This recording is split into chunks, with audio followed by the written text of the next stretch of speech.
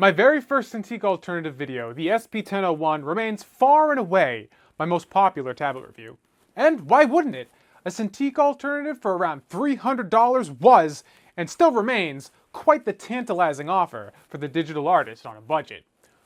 Unfortunately, soon after I made that video, the device was apparently discontinued, leaving a lot of disgruntled commenters claiming false advertising. Well, today, XP Pen finally answers the call. After almost a year of no 10-inch Cintiq alternatives making the rounds, they're bringing the Artis XS to the table.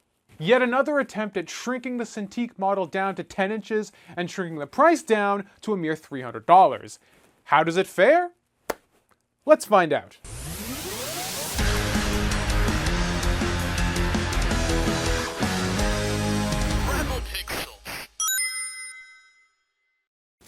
The Artis XS is pretty much exactly what one would expect in the design department as a competitor to the Cintiq 13 HD, essentially looking like someone took a shrinkway to Wacom's $800 darling. A 10.1-inch 1280x800 IPS display is nestled inside a generous bezel, flanked on the left by 6 customizable hotkeys, and on the right by the device's I/O, a micro USB port, mini HDMI port, and an optional AC output if you want to spare your laptop's battery from powering 2 displays. Though, unlike a Cintiq, you have the option of powering the Artis X solely off USB power if you don't want, or can't, get to a wall outlet. Also on the right edge is the power button for the display and a brightness rocker.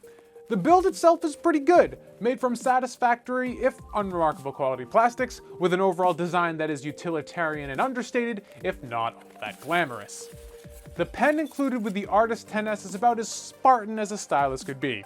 A simple gray plastic barrel and a 2-button rocker, with no extra frills or design embellishments. Nothing but the essentials.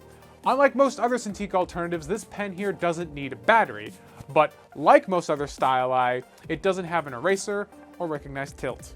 Getting the XS set up on both Windows and Mac was relatively painless. Running the driver didn't yield any problems on either platform, it was functioning right out of the box. On the Windows side, I did have to go into the driver and manually set the pen input to the XS's display, but I've had to do that for every pen display I've used under Windows. On Mac OS, I had the same issue, but unfortunately the Mac version of the XS's driver doesn't have the option to change the pen's mapping. The only workaround I found is to go into macOS's system preferences, go to displays, and drag the menu bar to the Artis X to make it your primary display. This is obviously rather inconvenient though, and not an acceptable implementation in my view.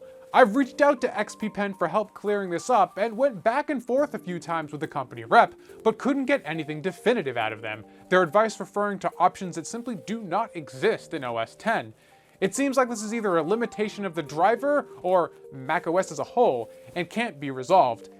Interestingly, display preferences noted the XS as running at 1280x800, but jumping into About This Mac showed it as a 30.5-inch display running at a full 1080p. Needless to say, I'm not the biggest fan of macOS's multi-monitor support.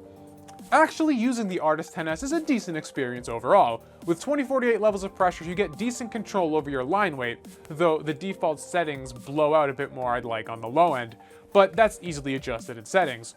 What isn't though, is the tracking of the pen. Throughout my time using the XS on both Windows and Mac, the cursor seemed to track a few millimeters to the right of the pen tip. The driver has a built-in calibration tool, but under Windows, running it didn't do much to help. Surprisingly, calibrating under macOS did cause a noticeable improvement, but didn't alleviate the issue entirely.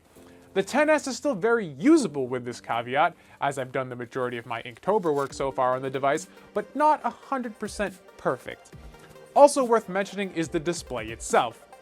Viewing angles and brightness are great, but out of the box the colors are a bit warm. The temperature of the screen is a bit yellow. This is, again, easily fixed in the settings, but something worth noting. So, conclusion time. Is the XP Pen worth its $300 asking price? Well, if the 10-inch form factor and or a pen display for only $300 is your aim, you're kinda starved for options at the moment. Well, you could spend $100 or $200 more and get what is, in my opinion, a superior product in something like a Huion GT 185 SD. That's a completely different class of product and in a completely different price bracket. It may not be perfect, but the XP Pen Artist 10S still does a damn good job, especially under Windows. For the most meager of budgets, there are worse ways to spend $300.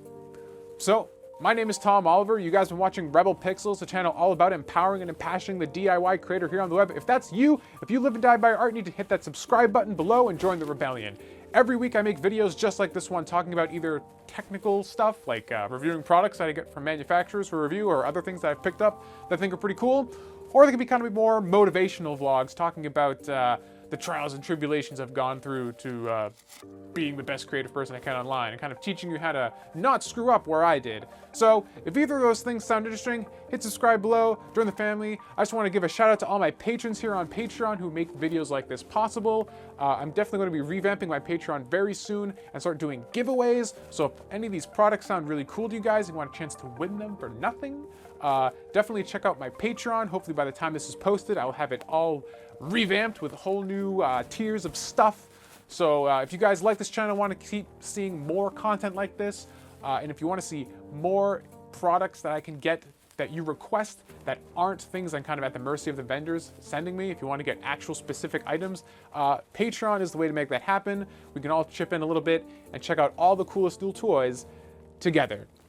So, till next time, I'm Tommy Oliver. This is Rebel Pixels reminding you guys, we might be indie. That doesn't mean that we're alone. Catch you all in the next one.